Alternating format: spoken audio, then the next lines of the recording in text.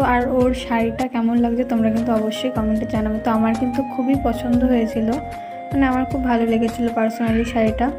দেন দেখো আমার কাজ টাজ হয়ে গেছে, তো আমরা ঘরে বসেছিলাম, তো দিদি চলে গেছিলো নিচে, তো আমরাও তারপর দেখো নিচে চলে আসি। তো ওদের কিছু রিচুয়াল ছিল, তো সেগুলোই কমপ্লিট হচ্ছিলো আর কি। দেন দেখো ওকে কিন্তু খাবার সামনে সাজিয়ে দিয়েছিল, তো আর এখানে ও ফটো ভিডিও করে নিচ্ছিল, তো এখানে ওরা কাপল ফটো ভিডিও করছিল। দেন আমরা দেখো কিন্তু খেতে বসে পড়ি, যেহেতু আমাদের বাড়ি আসতে হবে আর ট্রেনের টাইমও হয়ে গেছিলো, ওই জন্য আমরা দেখো খেয়ে তারপর স্টেশনে চলে এসেছিলাম। তো স্টেশনে চলে এসেছি, তারপর স্টেশনে এসে আইসক্রিমটা খাচ্ছিলাম, তো ওখানে আর কি খাওয়ার টাইমটা ছিল না ওই জন্য। দেন দেখো আমরা কিন্তু ট্রেনে উঠে পড়ি, তো ট্রেনে কিন্তু তেমন একটা ভিড় ছিল না, তো ফাঁকাই ছিল। দেন আমরা রানাঘাট কিন্তু স্টেশনে চলে আসি।